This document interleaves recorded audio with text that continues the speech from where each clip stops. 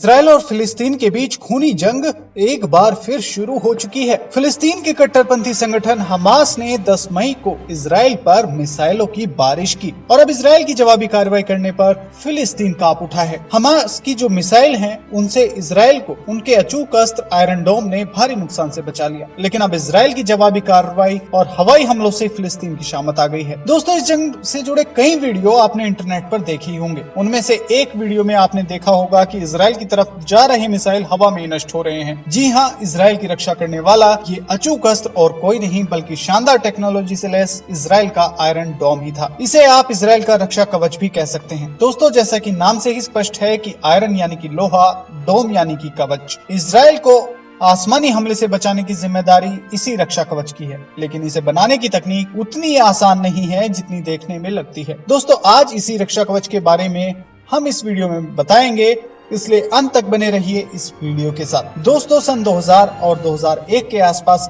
ही इस कहानी की शुरुआत हुई, जब हमास ने इजराइल पर रॉकेट हमले करने शुरू कर दिए थे, जिससे इजराइल को काफी नुकसान हुआ करता था।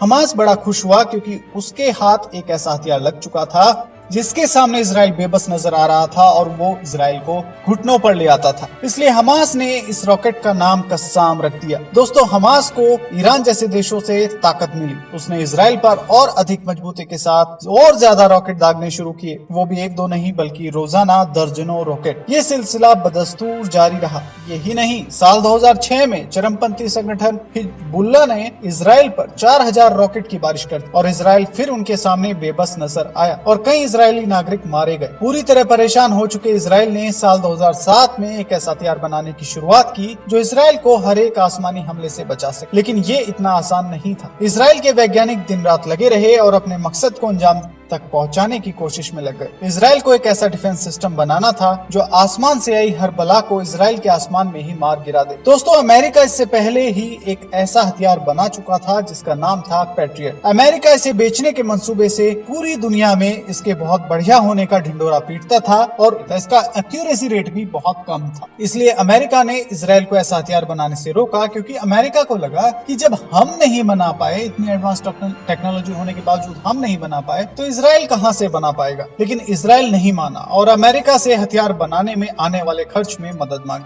अमेरिका ने भी सोचा कि इजराइल चारों तरफ से घिरा है और अगर वो ऐसा हथियार बना लेता है तो मुमकिन है कि वो थोड़ा मजबूत स्थिति में आ जाए। इसलिए अमेरिका ने इजराइल को ओबामा के राष्ट्रपति रहते समय साल 2010 में $1500 करोड़ की आर्थिक मदद दी और इसके बाद भी छोटी छोटी किश्तों में अमेरिका पैसे देता रहा जब तक आयरन डोम बनकर तैयार नहीं हुआ। अगर अमेरिका मदद ना करता तो आज आयरन डोम बनकर शान से खड़ा हुआ ना होता, आज दुश्मन को आंखें ना दिखा रहा होता। दोस्तों, साल 2011 में आयरन डोम ने बागडोर संभाल ली थी। अप्रैल 2011 में पहली बार ऐसा हुआ जब इजराइल के आयरन डोम ने हमास की अपनी और आती मिसाइल को मार गिराया और एक अपनी बहादुरी का नमूना दिखाया 2012 में, जब 14 नवंबर 2012 को इजराइल ने एक एयर स्ट्राइक किया। इसमें हमास का मिलिट्री चीफ अहमद जबारी मारा गया। इजराइल को पता था कि अब हमास भी जवाबी कार्रवाई करेगा। इजराइल को पता था कि इस बार संघर्ष और तेज होगा। इसकी वजह ये थी कि ईरान की मदद से इस वक्त तक हमास के पास लॉन्ग रेंज के जो रॉकेट्स हैं,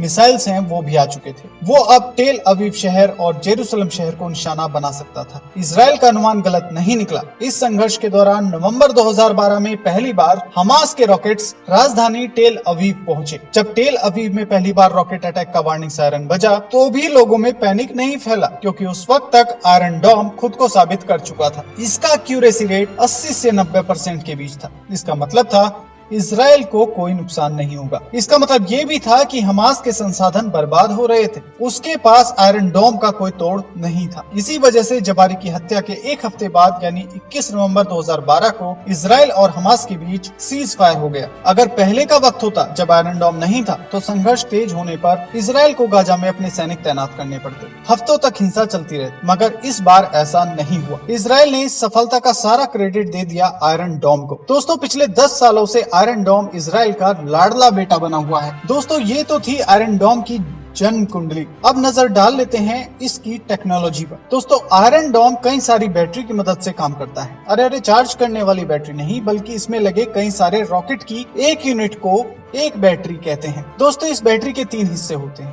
एक होता है रडार, एक होता है कंट्रोल सिस्टम और एक होता है लॉन्चर। हर एक रॉकेट का अलग रडार है, अलग कंट्रोल सिस्टम है और अलग लॉन्चर। जब भी दुश्मन कोई रॉकेट लॉन्च करता है तो रडार उसकी स्पीड और उसके रास्ते का अंदाजा लगा लेता है और कंट्रोल सिस्टम को डिटेल्स भेजता है। कंट्रोल सेंटर में कोई आदमी नहीं होता, कोई इंसान नहीं होता, वहाँ पर सुपर कंप्यूटर लगे हैं जो इस बात का फैसला लेते हैं कि दुश्मन के रॉकेट से देश को खतरा है या नहीं। यानी दुश्मन का रॉकेट आबादी में गिरेगा या खाली जगह पर, और अगर वो आबादी में गिरेगा तो खतरा है और आबादी में नहीं गिरेगा तो कोई खतरा नहीं है। अगर खतरा है तो कंट्रोल सेंटर के कंप्यूटर लॉन्चर को सिग्नल भेजते हैं और लॉन्चर में लगा रॉकेट दुश्मन के रॉकेट को मार गिराता है। और अगर देश को खतरा नहीं है तो दुश्मन के रॉकेट को नहीं रोका जाता बल्कि उसे गिरने दिया जाता है। दोस्तों, दुश्मन के एक रॉकेट को मार गिराने में तकरीबन 50 लाख तक का इसमें खर्च आता है, जबकि इजराइल इस खर्च को कम बताता है जिससे दुश्मन इस बात का फायदा ना उठे, मोरली स्ट्रॉन्ग ना हो जाए।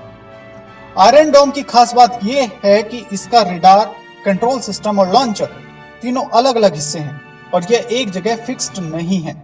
ये आपस में वायरलेस टेक्नोलॉजी के द्वारा कनेक्ट। इन तीनों हिस्सों को कहीं भी ले जाया जा सकता है, अलग अलग शहरों में रखकर प्रयोग किया जा सकता है। और अगर एक्यूरेसी की बात करें तो आयरन डोम 90% तक मिसाइल हमलों को रोकने में सक्षम साबित हुआ है। अब हमास दावा कर रहा है कि उसके पास नई मिसाइल है जो आयरन डोम से बचकर हमला करने में सक्षम है। और अब हमास इजराइल में तबाही मचाने की धमकी बार बार दे रहा है। हमास की मिसाइल और इजराइल के रक्षा कवच में से कौन ज्यादा शक्तिशाली है, ये तो आने वाला वक्त तय करेगा। आप इस पूरे घटनाक्रम पर क्या सोचते हैं? नीचे कमेंट बॉक्स में अपनी राय रखिए। अगर वीडियो पसंद आया है तो वीडियो को लाइक और शेयर कर दीजिए।